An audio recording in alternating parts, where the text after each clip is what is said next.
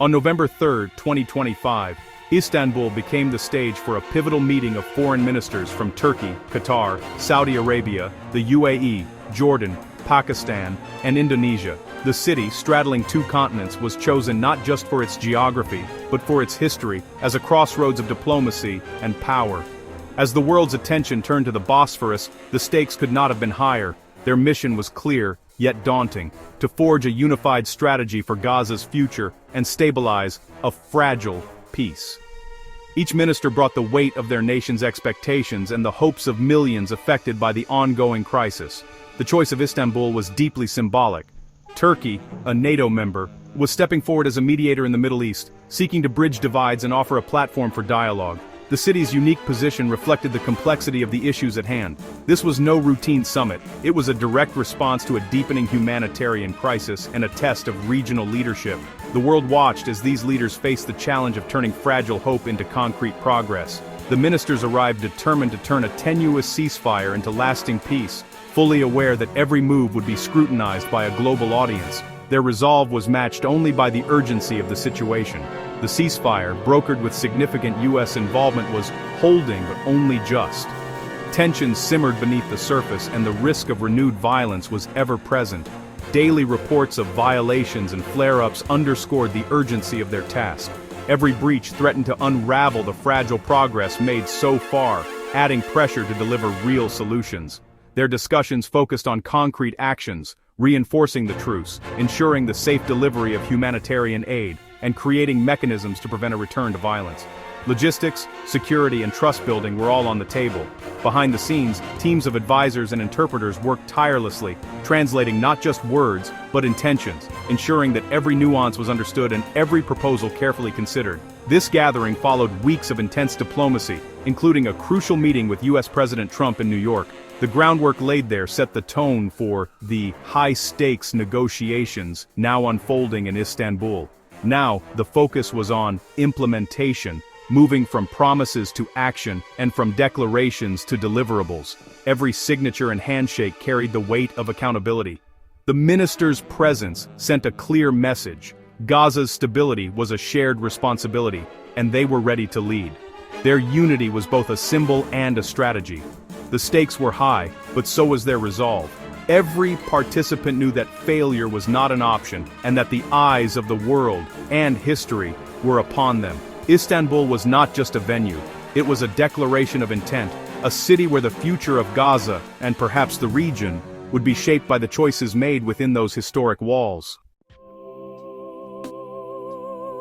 The Istanbul talks centered on the U.S. brokered ceasefire that halted 2 years of devastation in Gaza. The ceasefire brought a much-needed pause to the relentless cycle of violence. For Gazans, it was a rare respite, a moment to breathe amidst the ruins of their homes and lives. For diplomats, a fragile hope. They knew the peace was tenuous, hanging by a thread. The truce rested on shaky ground. Mistrust and unresolved grievances ran deep. Every discussion was laden with the weight of history and the pain of recent losses. Both Israel and Hamas accused each other of violations, keeping tensions high. Each side's narrative was filled with accusations and counter-accusations. Turkish Foreign Minister Hakan Fidan accused Israel of breaching the deal, highlighting the ceasefire's fragility. His statements underscored the delicate nature of the agreement. The ministers knew peace was more a pause than a solution. They were acutely aware that without sustained effort, the ceasefire could collapse. Sustaining the ceasefire was essential for aid and reconstruction to begin. Humanitarian efforts depended on the calm holding. Without calm, rebuilding was impossible. The infrastructure lay in ruins, and any hope of recovery hinged on the truce. The group brainstormed ways to reinforce the truce: better monitoring, clear communication, and collective diplomatic pressure. They explored every possible avenue to ensure the ceasefire held. Their goal: transform a day-to-day truce into a durable framework for peace. They aimed to build a foundation that could withstand future challenges. They understood that without their active engagement, Gaza's fragile quiet could shatter at any moment. The stakes were incredibly high, and the world was watching. Behind closed doors, the ministers tackled three pillars: securing the ceasefire, addressing Gaza's humanitarian crisis, and considering an international stabilization force. These issues were deeply intertwined. Progress in one depended on the others. They assessed the ceasefire's strengths and weaknesses, identifying flashpoints and gaps. The humanitarian reports were dire destroyed infrastructure, mass displacement, and urgent needs for food, water, and medical care. The ministers coordinated pledges of aid and logistics to get supplies in fast. The boldest idea: an international stabilization force to maintain security and support reconstruction. They debated its mandate, composition, and how it could be seen as neutral and effective. The concept was controversial but seen as necessary to break the cycle of violence. The ministers agreed, only a comprehensive approach could offer Gaza a real chance at recovery. Turkey took a bold step, moving the idea of an international stabilization force for Gaza from mere theory into the realm of concrete action. In a region long plagued by conflict and uncertainty, this proposal marked a significant shift in diplomatic momentum, signaling Turkey's intent to play a more active role in shaping the future of Gaza. Foreign Minister Fidan presented a detailed vision: a multinational force, operating under a clear UN Security Council mandate, would be responsible for upholding a fragile ceasefire and ensuring the safety of civilians caught in the crossfire. This force would not act unilaterally, but as a collective effort, drawing legitimacy from the international community. Around the table, several countries expressed willingness to contribute troops and resources, reflecting a growing sense of regional responsibility. Their readiness to participate suggested a new era of cooperation, where neighboring states take a more direct role in stabilizing Gaza. The proposed force would be temporary, serving as a crucial bridge to help Palestinians rebuild their own institutions, restore essential services, and re-establish security. The hope was to create the conditions necessary for long-term peace and self-sufficiency. Israel, however, voiced strong opposition to Turkish involvement, citing deep mistrust, historical tensions, and concerns over Ankar's previous rhetoric. For Israel, the idea of Turkish-led forces in Gaza raised serious security and political questions. In response, ministers and diplomats discussed a range of strategies to build broader international support and address Israeli objections.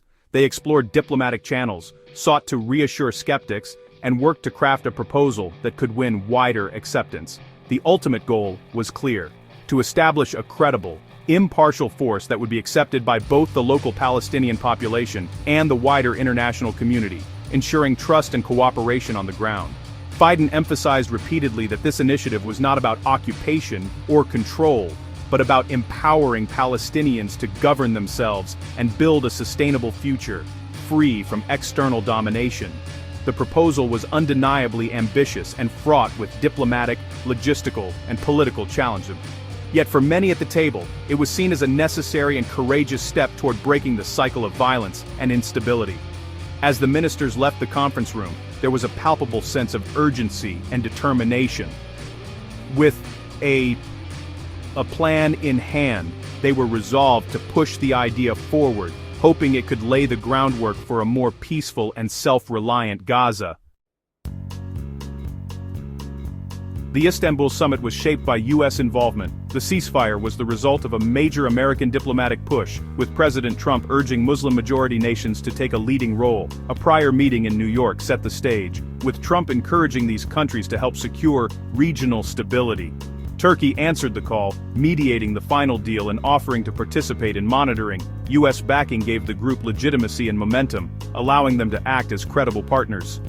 The ministers balanced American interests with their own, seeking justice and sovereignty for Palestinians. Their strategy leveraged U.S. support to advance a broader vision for Gaza. The Istanbul meeting was a test of whether regional and global powers could work together for lasting peace. The Istanbul talks were marked by sharp exchanges between Turkey and Israel. Turkish Foreign Minister Fidan accused Israel of systematically violating the ceasefire and blocking aid. Ankara's rhetoric resonated across the Muslim world, positioning Turkey as a defender of the Palestinian cause. Israel pushed back, insisting it was committed to the truce and facilitating aid, while blaming Hamas for not returning hostages. The two sides traded accusations, each seeking to shape the international narrative. The dispute underscored the deep mistrust and the difficulty of building peace between adversaries. The ministers recognized that overcoming these divisions was essential for progress. The heated rhetoric highlighted the need for impartial monitoring and accountability. The challenge: move beyond blame and focus on practical steps to sustain the ceasefire. The stakes were clear: without trust, peace would remain elusive. Beneath the diplomacy, the humanitarian crisis in Gaza drove the urgency of the Istanbul meeting. 2 years of conflict left the territory in ruins. Hospitals, schools, and infrastructure destroyed. Hundreds of thousands were displaced, living in dire conditions with scarce food and water. The healthcare system was overwhelmed, unable to meet basic needs. The ministers focused on scaling up aid and opening more border crossings. They coordinated financial contributions and pressured for unimpeded relief. Some acts are cool: immediate relief and a foundation for long-term recovery. The crisis was a stark reminder of what was at stake and why peace was essential. Despite progress, the ministers faced daunting obstacles. The ceasefire was a stopgap, not a solution. Key issues like Hamas disarmament and Israeli withdrawal remained unresolved. Israel demanded security guarantees. Palestinians saw disarmament as surrender. The presence of Israeli troops in Gaza fueled tension and risked renewed violence. The viability of a stabilization force depended on answers to these thorny questions. The ministers knew their work was just beginning. The path ahead would require tough compromises and relentless diplomacy. Istanbul was a starting point, not an end point. As the meeting ended, the ministers looked beyond crisis management to Gaza's future. Their vision: a Gaza governed by Palestinians, living in dignity and security. The stabilization force was a temporary measure. True peace meant Palestinian self-determination. Economic recovery was key. A modern Marshall Plan to rebuild, create jobs, and open Gaza to the world. The ministers pledged to keep Gaza on the global agenda and push for lasting change. Their hope transformed Gaza from a symbol of suffering into one of resilience and renewal. The challenges were immense, but so was their commitment. Istanbul was a promise to work for a better tomorrow for Gaza.